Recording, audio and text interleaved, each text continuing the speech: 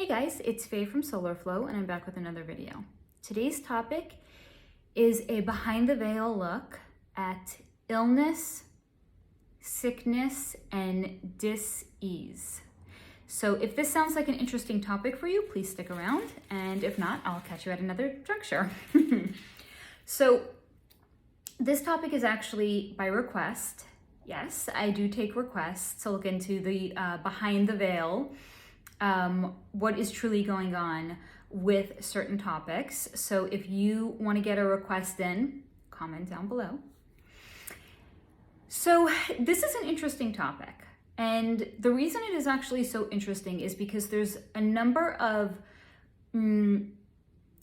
facets to a behind the veil look at sickness and dis-ease. And I actually think that's why I love it, because there's a level of introspection that comes in when we receive this information. So when this topic was requested of me and I was sitting down to look into it, I was seeing almost like a diamond, and depending on the way that it was cut, it would shine in a different way. And it's the same thing with this, that depending on the circumstances and the situation, it is inviting introspection to turn the diamond or to turn the sickness or disease and try to see it from a different lens or a different angle. So I'm just going to dive in and we'll talk about it. Okay, so what is going on behind the veil with sickness and dis-ease? So as it was shown to me, there is a rebalancing that is always going on. It's what some people would refer to as karma, although that is it's been misused in the West. And what we think of karma as like what goes around comes around is not actually what karma is. So I call it energetic reverberations. And if you haven't seen my video on energetic reverberations yet, go down and find it, because it will, to some extent, illuminate some of the topics that we're going to discuss in this video. But all of our actions will create energetic reverberations. And that's, imagine if you're throwing a pebble into a pond of water, it creates ripples. That's all it is. All of our actions create ripples. And at some point in the future, to balance out those ripples created, there may, not always, but there may, because here's the thing, we also have free will. We can do positive actions that cause energetic reverberations. That doesn't need a rebalancing out in any way, right? So not always is there going to be some sort of a rebalancing, but specifically if there's an incident that occurred that is something that has a heavier or denser vibration, there will be energetic reverberations that are a result of it. And in later incarnations, we have an opportunity to rebalance the reverberations that were created. So I'm going to give you like a wild example. Because sometimes wild examples do like the very best job of highlighting the takeaway from it. So let's say in a previous life, somebody was a samurai or a ninja. Although I don't actually know if they fought in battles of any kind, but it just goes. So we're just going to take this on. Someone was a samurai and they were battling, and in one of the battles, they had sliced somebody's arm and leg off. I have a flair for dramatic examples, I guess, but so that has created very, very long-lasting impacts, not only on the person that this samurai has cut off their arm and leg, but for the family around them as well. So in a later life, what could happen, and it's not always like so directly correlated like how I'm making it out to be in this video. This is, again, just for example's sake. But in a later incarnation, that samurai could come back and they could again be a warrior, but let's say they're in the army now. And let's say that this incarnated soul, who's now a warrior, they're going through a field and there's a landmine, and they trip the landmine, and then they have their own body limbs that are blown off. They survive it, but now they are experiencing what they have created somebody else to experience in a previous incarnation. So sometimes when a person has a sickness or disease, it is a balancing, and it's an energetic balancing of something that was done in a previous lifetime. That is not always the case. That is one case. Another case of what it could be is that we are not, when we are not, let's say, on Earth, and we are not in the confines of our human bodies, we are actually pure source, pure energy, and pure creation. But when we are here in this very dense environment, we do not have the experiences that we would have elsewhere. We have limitations that we would not have elsewhere. So a soul could say, I want to have the experience of the duality of being an unlimited spark directly from source, but having severe, we already have them, but having additional limitations placed on me. And to play with what that would look like in this incarnation and in that experience. How can I still create when I have all of these additional limitations that are placed on me? And I'll actually give you a really inspiring and heartwarming story. So there's a gentleman that lives around the corner from where I live, and he has advanced ALS. And he is confined to a bed, and he has lost his ability to communicate in any way. The only thing that he can still do is communicate with his eyes. And what he can actually do, and this is so remarkable, is he is every week on Thursday, he is putting out content on his own blog. And he is transcribing it and putting it together. He's, bedbound, he's confined to a bed. He has a screen, and he's using his eyes to pick up the letters to put together information and put together, it's not like musings from the bed Thursday. He's putting together very relevant content to what is going on in that week's Torah portion, and applying it to other things that are going on in his own life, and how he's weaving it together and he's applying it. It's tremendous. It's phenomenal. So this is someone who really is having the experience of the additional limitations. He is still creating. He is still putting together content. He is still using his mind. He is still in the creative and creator zone, which is what we are. Okay, now we're going to go along with that theme. So that's another way that it could be. In addition to that, you can have, and this actually did come up in the video that I had done on reincarnation, and I invite you to catch that one and watch it as well. But you can have a soul, and just to do like a quick rundown of what was said in that video, but not to the same extent, when we agree to come here, because of the energetic reverberations that are caused by our actions, we are guaranteed to have multiple incarnations. How many it is, it depends on the amount of energetic reverberations that we're creating, I suppose. But you can have a very enlightened being. They may be near the end of their incarnated cycle here, and they can say, I want to come into this lifetime, and I'm willing to take on additional burdens because I want to, let's say, cut out some lifetimes here and get out of this karmic loop quicker.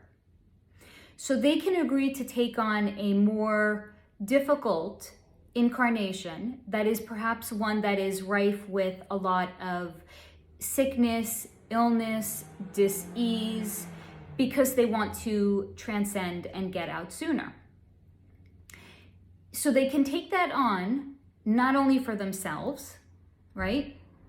But they can also take it on with the intention of it being a particularly difficult incarnation where, for example, they would need the additional support and help of family members.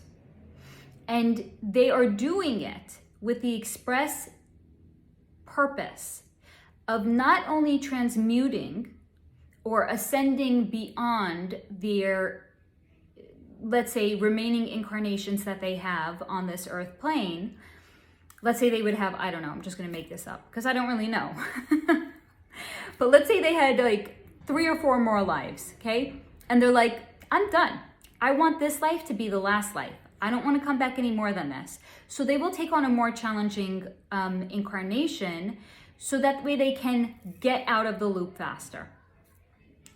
But in addition to it, what's so fascinating is the degree in which they are impacted will also be the degree in which family members around them are also impacted.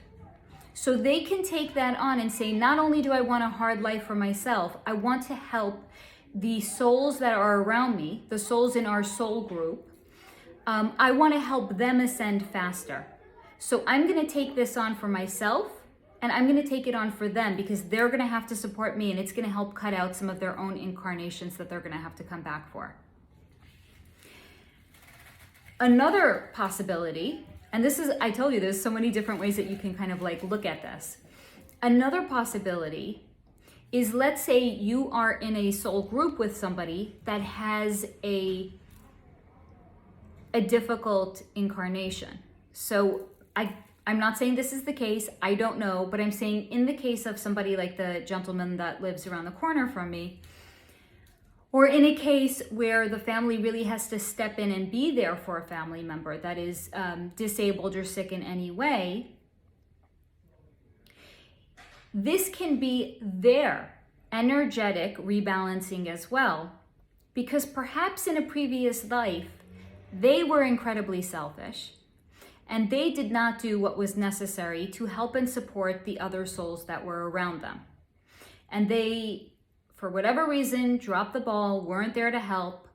Maybe, the times got tough and they bailed. They were like, see ya, I'm out of here. So their lack of support, and again, we all have free will, so this is not a judgment. I mean, anyone who even does this in this lifetime, this is no judgment. We all have free will. We all get to try on different hats and different experiences as we work through our own exploration of our incarnations. I don't judge anybody. But if in a previous life somebody had done that and they bailed, they are given an opportunity in another lifetime to then come back and perhaps make different choices. They don't have to. There's no guarantee. They can be like, this is too tough, I'm out of here. And of course, the behind the veil look at what that actually means is that their soul still has work to do before they are ready, before they have grown to the point where they can take that on. But we are given opportunities to rebalance our actions and rebalance the energetic reverberations that are caused from them in previous incarnations. It's up to us to take it. We have free will. That is the human experience. Do we rise to the challenge or do we not? And it's okay if we don't. It really is okay. It just also guarantees we're coming back again. But that's where, again, you can have the more enlightened soul in a soul group that says, I want to give my family members the opportunity to go through this, to see if they can now be there for me, and to see if they can now support, so that way they can transmute their own additional remaining incarnations, and maybe they can get out of here sooner. So I find this topic to be just so absolutely fascinating. And by the way, this doesn't just apply to physical sickness and physical dis-ease. It applies to mental health as well. Somebody can decide that they want to have an incarnation that's really, really challenging for their mental health. And to see if they can then still find a way, the exploration of the duality of being these creators, but having mental limitations that don't allow them to create, and can they then transmute that? There's a fantastic story about, I believe her name is, what's her name? I'm not sure if there's a film made on her, Gran Torino, or I think I may be confusing that with a Clint Eastwood film, I'm not sure. But there was she's still alive. I went to go see her speak a couple of years ago, and it was absolutely fascinating. So she had she was on the higher level spectrum of autism. But that was not in any way, shape, or form a restriction on her ability to create things. Because she took her ability to see the world a little bit differently and made tremendous changes, positive changes.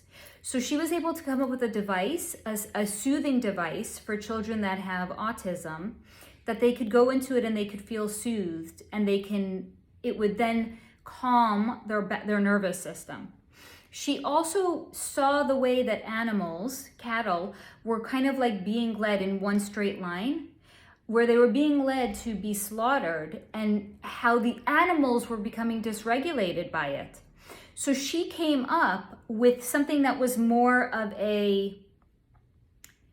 where it wasn't any longer a straight line, but it was more like with curvatures, so that the animals that were at this point weren't able to see what was happening to the animals that were on the other side of it.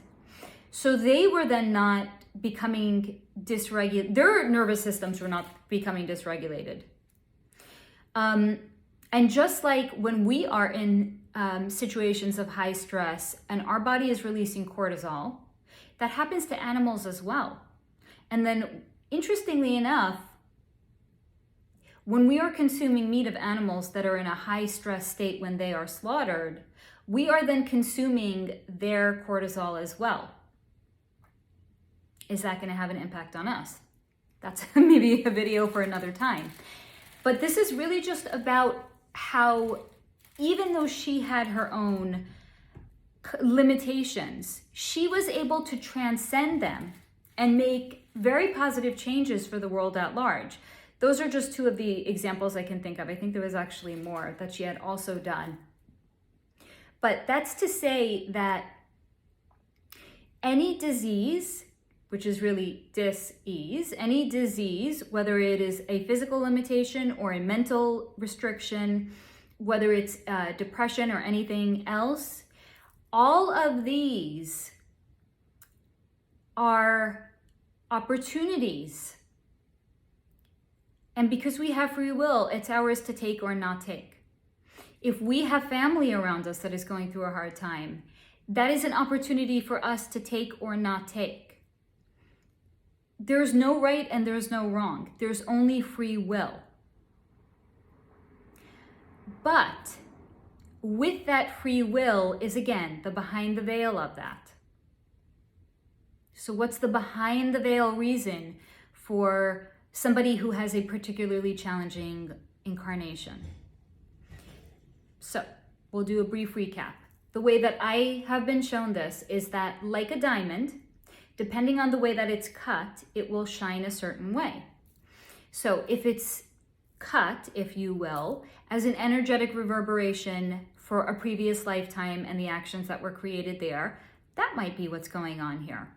Is it that we want to take on more so we can then get out of this karmic loop quicker? Maybe that's what's going on.